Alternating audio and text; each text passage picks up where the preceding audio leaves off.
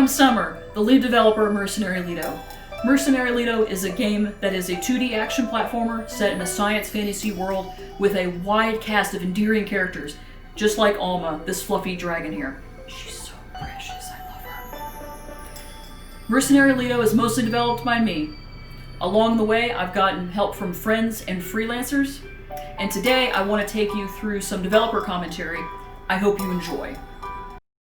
Alrighty, here's the start of the game, and I'll do some narration because I can, in the not too distant future. Oh.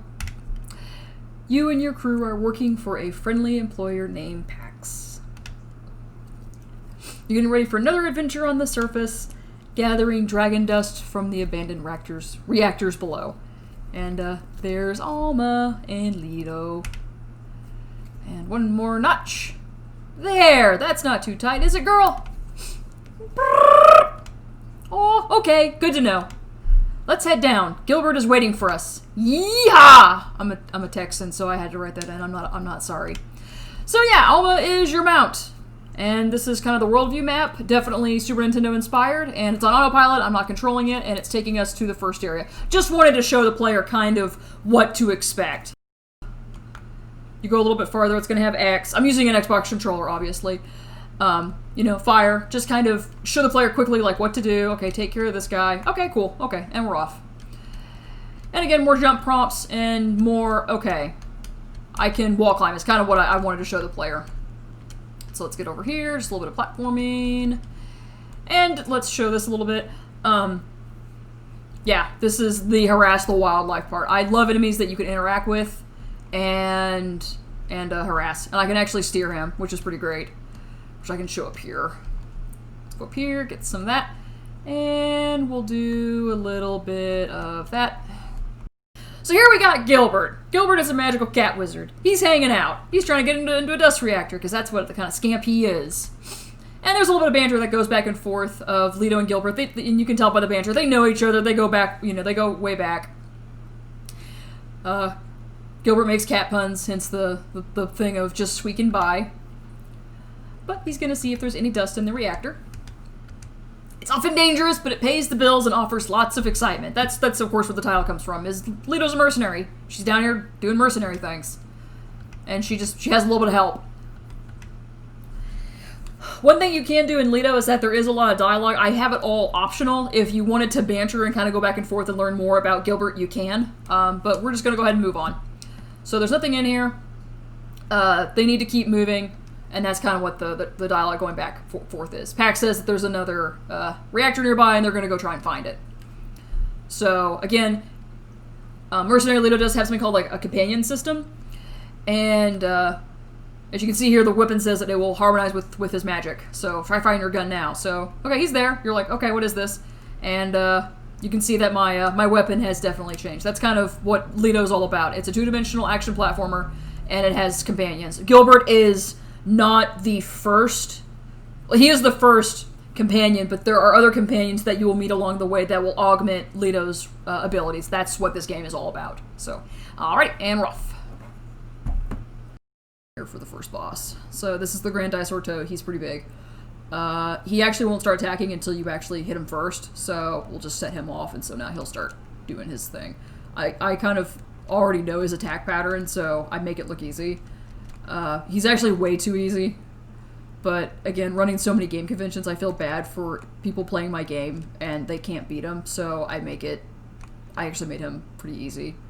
Like, you're just gonna have to stand right here or just climb up on the wall and you're good. So there you go. Ooh, I did it. Yay. And carrots for Alma. And speaking of Alma, we're gonna go see Alma real quick. This is Alma. She's precious. And she loves you, and it's canon that she's, like, hypoallergenic and, like, loves kids. She's, like, perfect. And, of course, you can always banter with her, but let's go ahead and get her to take us home. Right. So, this is John Muehl. This is the home base that you'll come to kind of after, like, every level. You'll come back here. There's a lot of NPCs. There's a lot of dialogue here. If you like reading, if you like character interactions, this is definitely the place to be. I drop you off right here in front of Alma because Alma's adorable and wants pets, and you can pet her and look at her. She's so happy. I really like cute things. I like fluffy things. I like dragons. So yeah. So she's good. You know, she's just happy. She's just hanging out on the ship. Up here, actually, it's pretty funny. They go over here. There's Gilbert. He's hanging out. We'll go a little farther here. This is Melody. She is a Lamia, and she's very shy, and she's scared of everything, and I adore her. Here that kind of explains like what seedlings are. Like, you know, you need to go find them. They're everywhere. There's some banter back and forth here for it's like the seedling's like, oh, I need you to find my buddies, and then like Lito's like I'm like the only mercenary here. I guess I'm gonna have to do it, which is yeah, great. So find my friends. And this is Kiki. She is a lich. So she's a skeleton with magical powers. It's pretty great. She's also like very cute, and she runs a butcher shop. Though she doesn't like consume the seedlings. Like no. Like that's a dinosaur skull there. So it's like no. She collects seedlings, and because she collects seedlings, she'll upgrade your room, which is really cool. So like there's a lot of little things that you can upgrade, like posters and stuff, just to keep bringing her seedlings. So there's some banter here. So we'll keep going. And this is Tabs. You're not supposed to know his name because you can see right there, like his name's a bunch of question marks. This is the first Delta aberration you run into in the game. And you can tell kind of by how Lito's acting. These are basically hitman, assassin kind of characters in this universe. That's where it's like, oh, your cloak, what's it made out of? And he's just like, go away. Because he doesn't want to talk to you. He doesn't know who you are. You don't want to talk to him. He's like, it's like, he's just bad news. This is the kitchen. It's a great kitchen. There's a robot. There's a crock pot. There's a sink. There's a bunch of stuff here. And this is Pax. Pax is pretty great. Pax is basically Mom. Pax is a pandoid. She's very cute. She's shorter than Lito. And she's a very bad cook, but a brilliant, like, robotanist. That doesn't sound right. Like, that sounds like Dr. Robotnik. Anyway, Pax is great and builds robots, but can't cook because she puts she puts motor oil in the pot roast. It's that kind of an entity. I love it. We'll do that. So this is a robot. There's a bit of developer commentary. This was eventually supposed to be a companion later in the game, just like how Gilbert hangs out above you.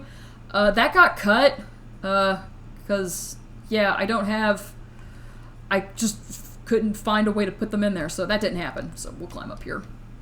And then up here, we'll get to meet Zur. Zur is Pax's kid. Zur is half human, half pandoid. And Zur actually doesn't say much. He's kind of like the stoic type. He just likes guns and tinkering, and he can actually cook. He's really nice. So, commentary for now. I hope that you enjoyed what I have, and if you want to see more, I'll put links in the description where you can find my Twitter. There's a Discord you can join. I work on Lito every single day. Again, thank you for your time. I'm excited about this game. I always have been. I have been for a long time. And again, if there's any questions, comments, anything you want to leave, there are ways to reach me. And again, thank you for making time today.